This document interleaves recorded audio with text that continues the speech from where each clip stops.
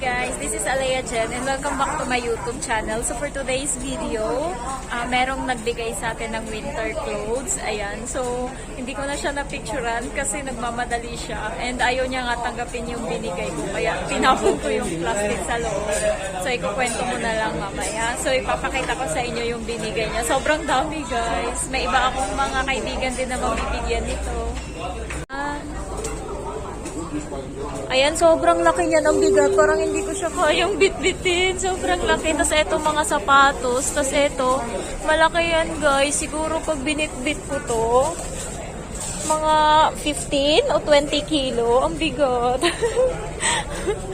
Ayan, tapos eto. Tignan mo naman kung gaano hanggang ano siya. Hanggang dito siya sa... Ayan, sobrang laki niya. Ayan. So, ayun, update ko na lang kayo mamaya. Tignan ko yung mga binigay niya. So, hi guys! This is Alea Jen and welcome back to my YouTube channel. So, for today's video, gusto ko lang i-share sa inyo na nakahingi ako ng winter clothes sa hindi ko kilalang tao. Ayan. So, merong page, diba, na Pangyaw and then may nag-post doon na nangihingi ng winter clothes and kami ng kaibigan ko is wala pa kaming winter clothes. So, may iba doon na first timer and then bago pa lang sila sa Hong Kong so nangihingi sila. And then marami yung comment na willing to share, saan ka ba banda, bibigyan kita. So, ako guys, yung mga nagsasabi sa comment na bibigyan kita, ganon, anong size mo, ganyan. So, pini-PM ko sila. So, nangihingi ako.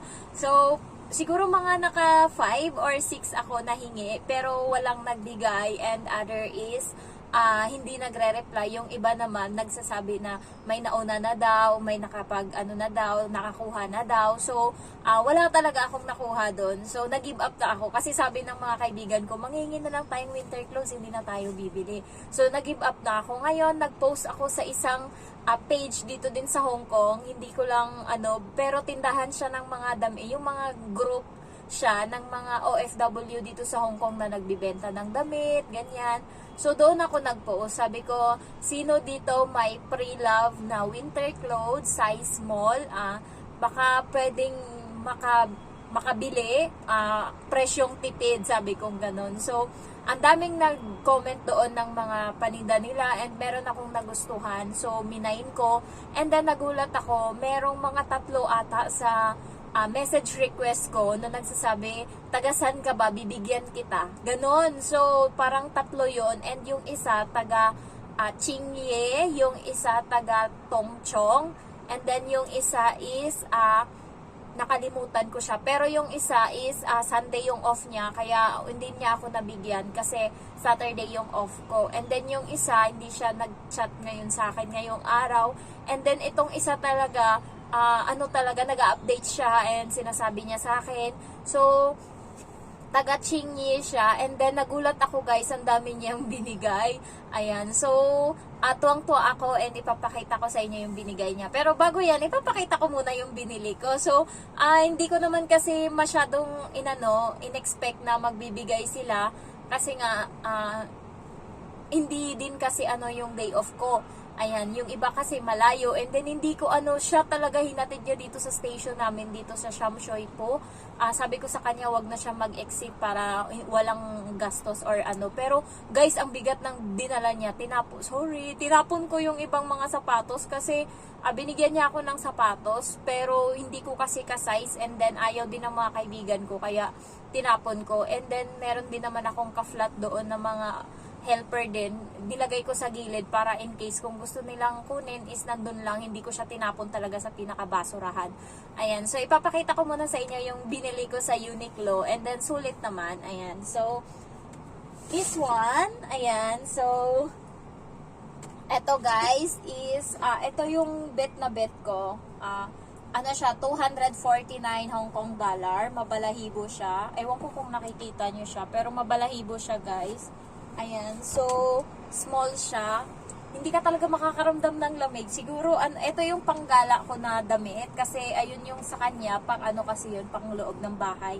So, ito yung binili ko ngayon is small. 249 Hong Kong dollar. And then, bumili ako ng underwear sa Uniqlo. Ayan. 3 pares to. Yung isa tinry ko, sinuot ko ngayon. Ayan. then, etong isa is 99 Hong Kong dollars. So, makapal din to siya, guys. Para pang ano ko na din. Ayan. So, ganito siya. Ayan, 99 to. Dati siyang 149. So, ngayon 99 na lang. Uniqlo din. And then, etong isa. Ayan. 99 din to. Ayan. So, meron kasi akong jogging pants na parang gantong kulay. Kaya ipapartner ko to. Ayan. Pero medyo mahal lang sa Uniqlo. Pero ito kasi panggala ko to. Hindi ko siya pang bahay. Kaya, pag panggala kasi ginagastusan ko yan. Ganyan ako. Yung mga damit ko na sinusuot panggala, may ano talaga yan, may brand. Maliban na lang sa yung skirt ko. Parang yung maong is, ano lang yun, nabili lang namin yun ng 29 Hong Kong dollar. Kasi, wala akong masyadong mga maong-maong. Pero yung mga damit ko talaga is, hanggat maaari, may brand. Kasi matagal ko yan ginagamit. Ayan. So, eto siya. Ayan. So, pero, ano pa din, mararamdaman mo pa din yung lamig. Mas maganda pa din yung feather, yung parang mabalahibo talaga. Ayan. So, ito yung sa Uniqlo ko. And then, ito yung binigay sa akin, guys. Sobrang dami. Ang bigat-bigat. Ano ko nga alam mo ba, ano siya, yung edad niya siguro nasa 40 plus, 50. Bit niya to, tapos may mga bag pa siya nadala. Siguro may pagbibigyan din siya ng iba. Pero ito, ang dami talaga. And then, ito siya, yung binigay niya sa akin. O, tignan mo naman kung gaano siya kadami. O, diba? Aray, mabigat talaga. Alam mo yung para akong cargador nung binuhat ko to papunta dito. And then, mga 10 minutes pa kasi yung nilalakad ko mula sa station. So, paano pa kaya siya na marami pa siyang bit-bit kanina, guys? Maliban dito. And then, yung iba partida, tinapon ko pa yung yung sapatos dyan kasi malalaki and then may mga sira na. So, binigay daw to ng mga amo niya, ng amo niya sa kanya. And malaking babae kasi siya, matangkad.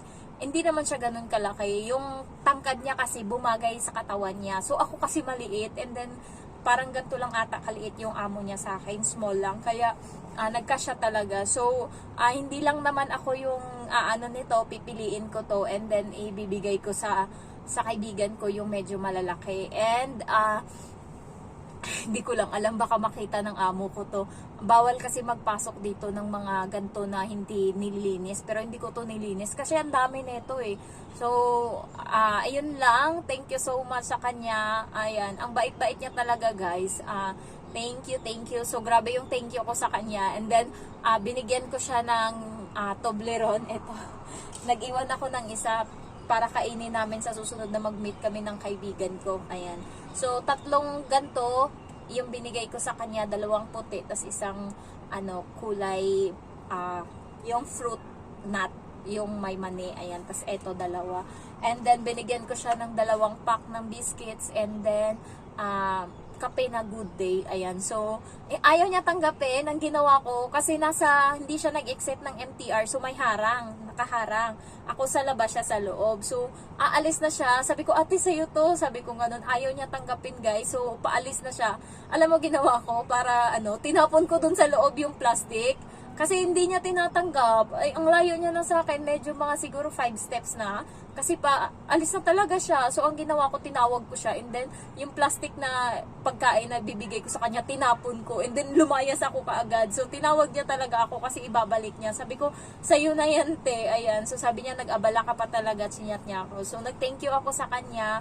And, ayun, maraming salamat. Ang babango pa nung mga damit. So, bagong siguro hindi pa to na suot or basta mabango pa siya. And then, nag-thank you ako talaga. So, hindi ko alam mo, guys, ang winter pala nila is malala kasi ang kapal na mga binibigay niya.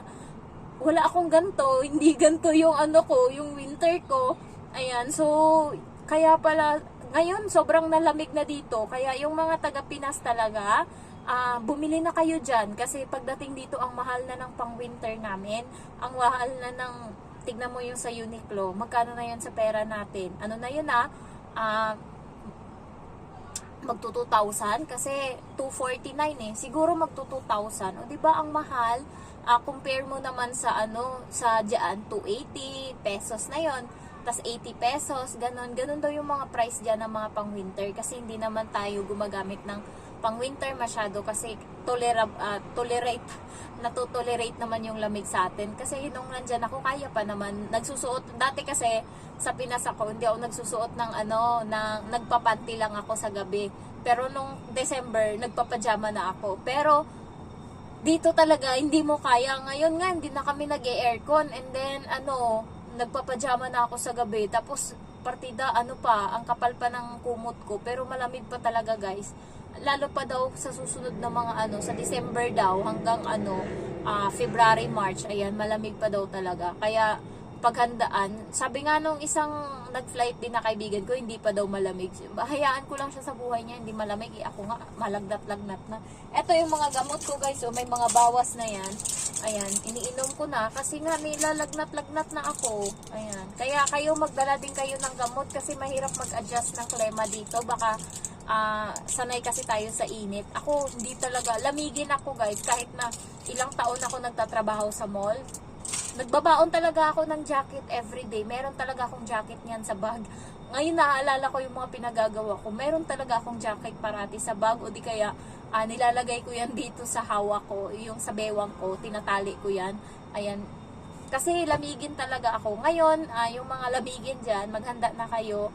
Sabi nga ng iba, bulky daw sa maleta. Yung bulky nyo na jacket, yun yung suotin nyo guys kahit sabihin nila na ay ang badoy, ang lamig-lamig na, feeling lamig na, pero para ma-maximize nyo yung mailalagay nyo pa ng mga panlamig na damit papunta dito sa Hong Kong. Huwag mo na kayo magdala-dala ng summer kasi nanginig ako kanina kaya napabili talaga ako sa Uniqlo kasi paglabas ko kumain ako and then siguro yung soft drinks kasi ang laki, ayan, large kasi yung mga soft drinks nila dito na binibigay kapag nag-order ka. Hindi katulad sa atin sa Pinas, regular, kaya lang. Yun, large kanila dito, kaya sayang naman kung hindi maubusin. So, nakatutok din sa akin yung aircon doon sa Jollibee. So, nakaupo ako kasi walang upuan sa mga mall dito, guys. Makakaupo ka lang pag kumain ka. Kaya, nagtatagal ako sa kinakainan ko para makapagpahinga muna. Kasi, wala talaga, walang upuan, and then ayoko pa muna bumalik dito sa bahay kasi nandito pa yung amo ko. So, pagkalabas ko, kasi sobrang lamig sa loob ng Jollibee, nanginig na talaga ako. Paglabas ko, umihip yung hangin, sobrang lamig, ay, nginig-nginig talaga ako. Kaya ang ginawa ko, nagpunta talaga ako ng Uniqlo, tapos ayun, sinuot ko kaagad. Sabi ko doon sa cashier na tanggalin niya, guntingin niya yung tag kasi susuotin ko na yung isa kong jacket kasi sobrang lamig talaga. So hanggang pag-uwi yun yung ko, hindi na kaya ng skirt or ang t-shirt ko kanina makapal na yun pero hindi talaga kaya. Mananayo talaga yung balahibo mo sa lamig. So, ayun lang guys, na-share ko lang. Sa'yo ate, thank you so much. Alam ko hindi mo to mapapanood, tong vlog ko. Pero sinabi ko na sa kanya na God bless. And then sabi niya, yung winter kasi daw, hindi naman daw natin gagamitin sa Pinas. Kaya okay lang daw na yung mga bigay-bigay lang para hindi na tayo gagastos daw. Ayun yung sabi niya.